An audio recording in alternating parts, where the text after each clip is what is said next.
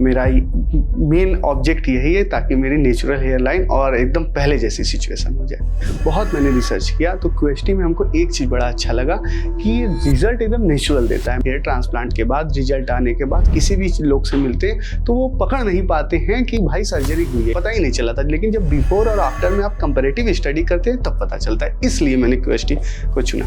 हम जहाँ तक चीज़ों को रिकॉल कर पा रहे हैं, कोविड के बाद हमको ये महसूस होने लगा कि अब बॉल्डनेस काफ़ी बढ़ गई। और उसके बाद मैंने मेडिकल चीज़ को बहुत ट्राई भी किया, लेकिन मेडिकल से मुझे ये महसूस हुआ कि अब ये जो बाल चला गया वो आया नहीं।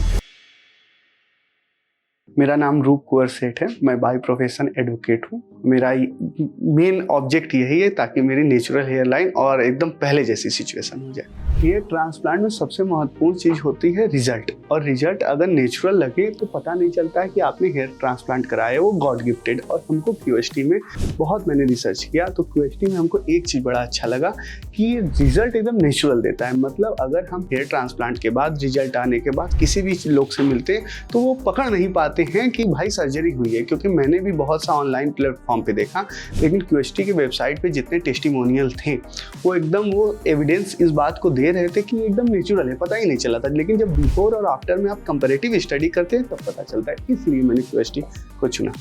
अगर हम चीज़ को याद करें हेयर फॉल को, तो हेयर फॉल हमें याद है कि प्री कोविड अराउंड 2018 से स्टार्ट हुआ। 18 में ठीक था, 90 के मिड से स्टार्ट हुआ। और हम जहाँ तक चीज़ों को रिकॉल कर पा रहे हैं, कोविड के बाद हमको ये महसूस होने लगा कि अब बॉल्डनेस काफ़ी बढ़ गई।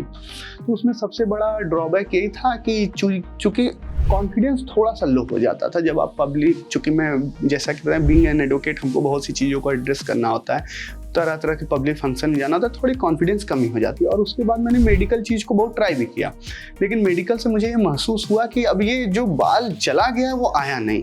और मैंने बहुत सा मेडिकल कराया लेकिन मुझे पॉजिटिव आउटकम नहीं मिला। तो 2023 के बाद 2022 के बाद से मैंने कोई ट्रीटमेंट कर ही नहीं रहा हूँ। मैंने डिसाइड कर लिया था हेयर ट्रांसप्लांट ही कराएंगे, क्योंकि बोला जाता है कि पॉजिटिव आउटकम रिसर्च के बाद ही आता है। मैंने डीप रिसर्च किया, बहुत से वेबसाइट देखा, ये देखा और टेस्टिमोनियल्स देखा, जो कि सबसे ज़्यादा इंपॉर्टेंट रोल प्ले करता है while deciding the factor that the in which treatment clinic you are going to choose। And उसके बाद मुझे क्यूएसटी पे लगा कि ये नेचुरल रिजल्ट देती है। घर वालों का 2 रिएक्शन आया था, जिसको हम मिक्स रिएक्शन कहेंगे। मदर फादर, जो जाहिर सी बात है जनरेशन गैप हो जाता है, तो वो बोले कि जैसे हो बेटे तुम मेरे लिए तो सही हो।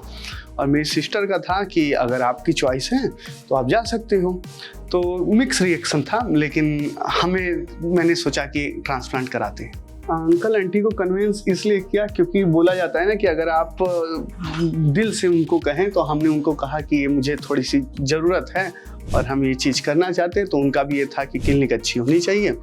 ये बहुत इम्पॉर्टेंट क्वेश्चन है। उम्मीद यही है कि रिजल्ट एकदम ऑसम आए और हेयर लाइन नेचुरल आए। पर्सनली लाइफ की अगर बात करें तो वो जैसे हम बताएं हर आदमी अच्छा दिखना चाहते हैं, तो मेरे अंदर के और एबिलिटी को हम और अच्छे से इफेक्टिव वे में रख पाएंगे, और ये कहीं ना कहीं मेरी पर्सनल लाइफ को ज़्यादा बैलेंस कर देगा।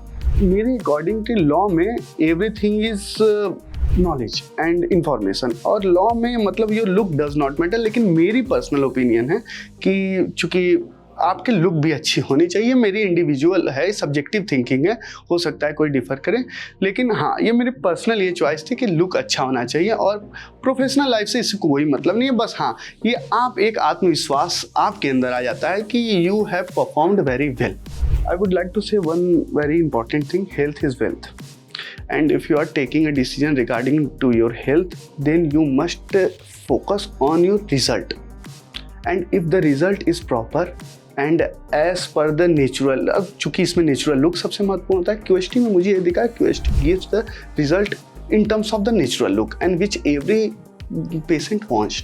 यही हमें सबसे अच्छा लगा कि नेचुरल लुक के लिए हम आए और हमें उम्मीद है ये मिलेगा हमें।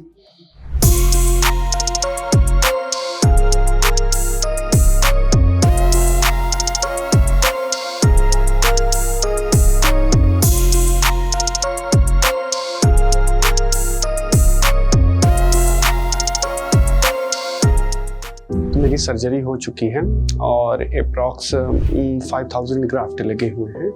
और सर्जरी का एक्सपीरियंस के बारे में कहा तो ड्यूरिंग द सर्जरी सिर्फ एनेस्थीसिया दिए जाने के समय थोड़ा सा पेन हमें महसूस हुआ और उसके बाद सर्जरी प्लेन रही, कोई दिक्कत ज़्यादा प्रॉब्लम क्रिएट नहीं हुआ। और सबसे इम्पॉर्टेंट चीज़, डॉक्टर ही थोड़े कोऑपरेटिव थे और हाइजीन भी बिल्कुल मेंटेन था। अभी तक हेयर लाइन हमारा ठीक है, जैसा हम चाह रहे थे कि भाई नेचुरल रहे, और जिस पॉइंट तक मेरा बाल शुरू में था उसी पॉइंट तक अभी भी है, जिस हिसाब से हेयर लाइन ड्रॉ हुई है। लेकिन अब थोड़ा रिजल्ट और अच्छा आ जाएगा, इसका हम होप करते हैं, तो वो टाइम के साथ देखना होगा। अगर और ड्यूरिंग द ऑपरेशन बात किया जाए तो all the thing was very good and so far as the nature of staff is concern, they were very cooperative, they were treating like a very good atmosphere. और उन लोगों ने के द्वारा पूरा सपोर्ट दिया गया कि क्या करना है क्या नहीं। अगर इस दौरान मैं कुछ भी करता तो सर्जरी रोक के मेरी बातों को थोड़ा प्रेफरेंस दिया जाता है, and that was quite enough for any patient. देखिए, जहाँ हम लोग बात सुनते हैं सर्जरी का तो ऑब्वियस सी बात है, एक मन में सेकंड थॉट आने लगता है, लेकिन अब with the help of technology चीज़ें सरल हो गई हैं। अगर आप करना चाहते हैं तो मन में बस पॉजिटिव वाइब रखिए, पॉजिटिव थिंकिंग रखिए, and ultimately you will get the positive result. जैसे बोला जाता है कि अगर हमें कहना हो तो सभी स्टाफ का बिहेवियर, डॉक्टर्स का behaviour and supporting staff just like you, सबका बिहेवियर सेकंड टू नन था, अल्टीमेट था, और हम तो सेटिस्फाइड हैं। तो आप लोगों ने मेरे बिफोर और आफ्टर की जर्नी देखी। अब हम मिलेंगे आपको फर्स्ट PRP अर्थात 1 मंथ बाद। तब तक वीडियो में बने रहें। All the best.